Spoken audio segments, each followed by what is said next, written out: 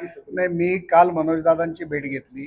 काल सन्माननीय राज्याचे मंत्री व या नगर जिल्ह्याचे पालकमंत्री विखे पाटील साहेब आणि मी जाऊन ॲज अ समितीचे ते अध्यक्ष म्हणून आम्ही दोघांनी मनोजदादाची भेट घेतली. 3 ते 4 तास आमची चर्चा झाली. काही विषयावरती त्यांनी आम्हाला फोन लावून दिले, त्यावरती माननीय मंत्री महोदयांनी सगळ्यांची चर्चा केली. त्यांच्या ज्या 9-10 गोष्टीच्या मागण्या होत्या त्या मागण्यांची पूर्तता करण्याची त्यांना लेखी हमी हवी होती.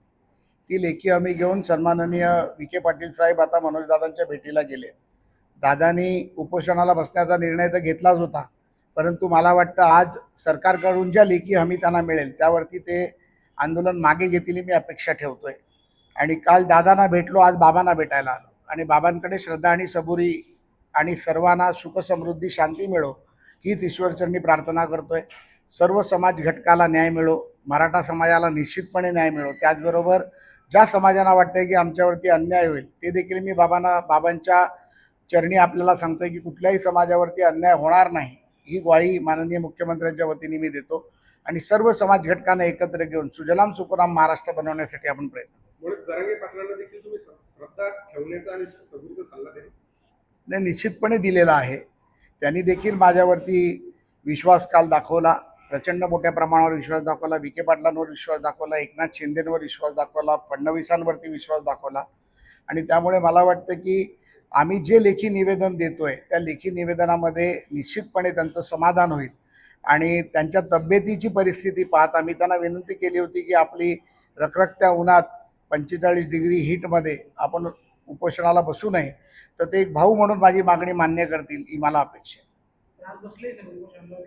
नाही, विखे पाटील साहेब आता गेलेले आहेत. त्यांच्या लेखीत बघा, एक मनोज जरांगे हा एक आंदोलक आहे, त्याला समाजासाठी तो लढतोय, त्याच्या भावना देखील आपण समजून घेतल्या पाहिजे. त्याच्या भावनांमध्ये आणि सरकारमध्ये जर कुठल्या विचारांमध्ये फळी असेल किंवा एकमेकांमध्ये मतभेद असतील तर ते दूर करण्याचं काम आज प्रसाद लाड एक पूल म्हणून करतोय, एक सेतू म्हणून करतोय.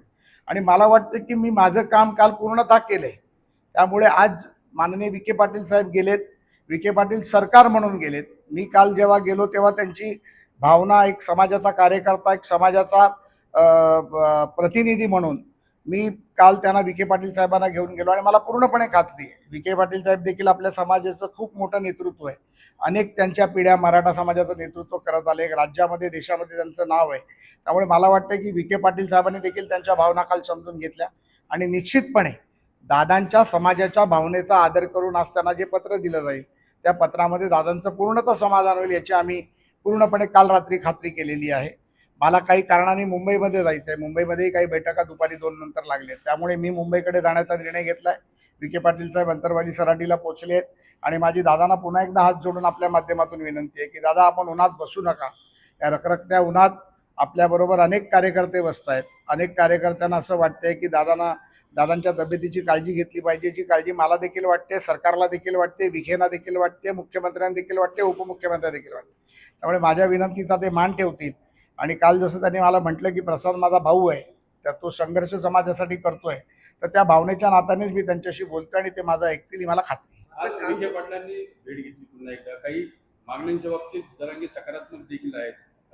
ही स्वतंत्र मंत्रालयाची जी घोषणा आहे ती तात्काळ करा, 1 महिना वाट बघू नका हे म्हणतात. नाही, आता असं याच्यामध्ये असं आहे की 2 गोष्टी याच्यामध्ये आहेत. त्यांच्या 9 मागण्या होत्या, त्याच्यापैकी पहिली मागणी होती हैदराबाद गॅझेटची, त्याच्यानंतर सारथीची, न मिळणाऱ्या दाखल्यांची, विद्यार्थ्यांच्या ॲडमिशनची, त्याच्यानंतर शिष्यवृत्तीची, आणि एक मोठी मागणी त्यांची जी होती ती सातारा गॅझेटची.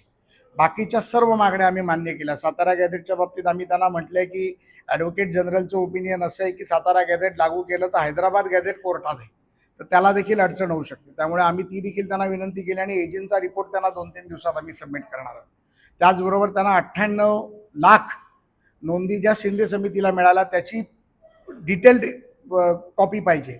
त्या 58 लाख प्रति जिल्हानिहाय तालुकानिहाय देखील आम्ही त्यांना देणार आहे. किती लाख लोकांना मिळालं, किती लाख लोकांना दिलं आता आणि किती लाख लोकांना देणं बाकी आहे, त्याच्यामध्ये दर आठवड्याला प्रत्येक तालुक्याला, प्रत्येक तहसीलला किती अर्ज आले, किती अर्ज नाही आले याचा आता रेकॉर्ड आम्ही तपासणार आहोत. कलेक्टरना, डिव्हिजनल कमिशनरला त्या बाबतीतली आपण जिम्मेदारी दिली आहे की त्यांनी हे करायला पाहिजे. मला वाटतं की या सगळ्या गोष्टी पाहत असताना या सर्व गोष्टीचं, शंकांचं निरसन त्यांच्या होईल आणि काही ठिकाणी जिथे सरकारी अधिकारी चुकीच्या पद्धतीत काम करतायत, काल एका अधिकाऱ्यावरती कारवाई केली आहे, 2 अधिकाऱ्यांना अल्टिमेटम दिलंय. मला वाटतं की सरकार, महसूल मंत्री, मुख्यमंत्री, उपमुख्यमंत्री आणि विखे पाटील साहेब या बाबतीत जे अधिकारी समाजाच्या लोकांना कुठल्याही, जर एखाद्या पत्रकामुळे त्याचं ॲडमिशन होणार नसेल, त्याला नोकरी मिळणार नसेल, अशा पद्धतीचं वागणार असतील तर सरकार ते खपवून घेतलं जाणार नाही, त्यांच्यावरती कडक कारवाई केली जाईल. ही काल भूमिका आम्ही घेतली. राहिला सवाल सातारा गॅझेटचा, त्या बाबतीत एजीचा रिपोर्ट देईल. स्वतंत्र मंत्रालयाच्या बाबतीत मंत्रालय निर्माण करणं ही फक्त राज्य सरकारची जिम्मेदारी नसते, तर ती केंद्राची असते. त्याचा अहवाल देखील समितीने राज्य सरकारला दिलाय.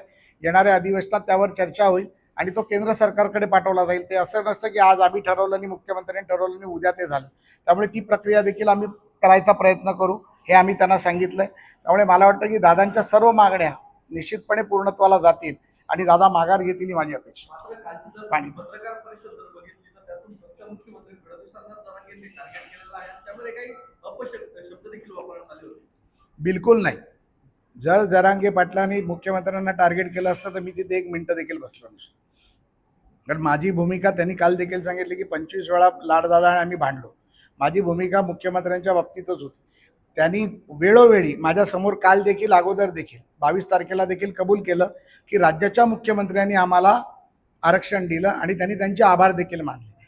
त्यांचे मतभेद आहेत, त्यांचे मनभेद आहेत, ते मनभेद दूर होतील आणि त्याची जिम्मेदारी मी घेतली आहे आणि निश्चितपणे सातत्याने येऊन ते मनभेद देखील मी दूर करीन याची मला खात्री आहे. मात्र वेळोवेळी जरांगेंकडनं अपशब्द वापरले जातात. ती एक गावंढळ भाषा आहे. म्हणजे मराठवाड्याची एक वेगळी भाषा असते, उत्तर महाराष्ट्राची असते, कोकणात गेलं तर एक वेगळ्या भाषेत. आता मी कोकणात तुम्हाला बोलायला गेलो तर तुम्ही म्हणाल मी शिव्या दिल्या. त्यामुळे प्रत्येक गावाची एक भाषा असते, त्या भाषेला फार मनाला लावून घ्यायचं नसतं आणि त्या भाषेतच प्रेम असतं. ज्या ज्या वेळेला दादा रागाने बोलतात, काहीतरी बोलतात, तेव्हा ते प्रेम देखील करतात. काल माझ्याशी पण बोलताना ते त्या भाषेत बोलत होते, पण त्यांचं प्रेम देखील होतं. काल अनेक मीडियानी ते चालवलं, अनेक लाख व्ह्यू त्याला मिळाले. त्यामुळे ते प्रेम आहे आणि ते प्रेम तसंच राहू दे. आता तुम्ही त्याच्यामध्ये मिठाचा खडा टाकू नका ही माझी विनंती. उपसमितीला बरखास्त करा आणि शिंदे समितीला मुदतवाढ द्या अशी मागणी आहे. शिंदे समितीच्या मुदतवाढ आम्ही केलेली आहे. उपसमिती देखील बरखास्त न करण्याची मागणी त्यांनी मान्य केली. उपसमितीच्या विखे पाटील साहेबांनीच हे काम पुढे करावं हे देखील त्यांनी सांगितलं. शिंदे समितीची मुदतवाढ जूनपर्यंत आहे, ती पुढे अजून 1 वर्ष वाढवली जाईल. त्याच्यामध्ये त्यांना अजून एखादा रिटायर्ड न्यायाधीश देखील ॲडिशनल देण्याचा भाग झाला तर त्याचं देखील नाव त्यांनी सुचवावं म्हणून आम्ही सांगितलं, तो आम्ही द्यायला तयार आहोत. या सर्व गोष्टीच्या मागण्या घेऊन विखे पाटील साहेब गेले आहेत. मला वाटतं की विखे पाटील साहेब त्यांचं पूर्णपणे शंकाचं निरसन करतील आणि निश्चितपणे दादा आणि समाज याला न्याय मिळेल याची मला खात्री. विधान परिषदेच्या 3 जागांसाठी राष्ट्रवादी आग्रही असल्याची माहिती आहे. तो प्रदेश अध्यक्षांचा विषय माझा नाही आहे. आता सध्या माझा विषय मराठा आंदोलन, मराठा समाज, मनोजदादा पाटील याच्यावर मी आहे, त्याच्यावरती मी बोललो. धन्यवाद. मनोज जरांगे पाटील जे आहे ते दरवेळेस उपोषण करतात, सरकार त्यांना आश्वासन देतं, कधी कधी लेखी पत्रही देते, पण तरीही उपोषण नाही, असं आहे की बघा, त्याची आंदोलकाची भूमिका आहे. त्याच्याकडे तक्रार आल्या की तो तक्रारीचा पाठपुरावा करतो, त्या माध्यमातून त्यांचं उपोषण होतं. पण यापुढे मी खात्री घेईन, निश्चितपणे त्यांच्याशी चर्चा सातत्याने दर महिन्याला येऊन करीन. दर महिन्याला येऊन तुम्हाला देखील बाबांचं दर्शन घेऊन तुम्हाला देखील भेटेल. परंतु हा जो पूल आहे, हा पूल बांधण्याचं काम मी निश्चित करेन. कुठल्याही परिस्थितीत आज मनोज जरांगेंचं आंदोलन थांबवलं जाईल सर? आमची विनंती आहे, बघा, आंदोलन घेणं मागे न घेणं हा त्यांचा निर्णय आहे, पण आम्ही जे त्यांनी मागितलं ते पूर्णपणे देण्याचा प्रयत्न करतोय. सन्माननीय नेते विखे पाटील साहेब त्यासाठी स्वतः गेले. दादाही उन्हात बसलेत, तेही उन्हात बसलेत. त्यामुळे मला वाटतं की विखे पाटील साहेब त्यांना जे काय हवं आहे ते देण्यात यशस्वी होतील आणि ते आंदोलन मागे घेतील याची मला खात्री आहे. धन्यवाद.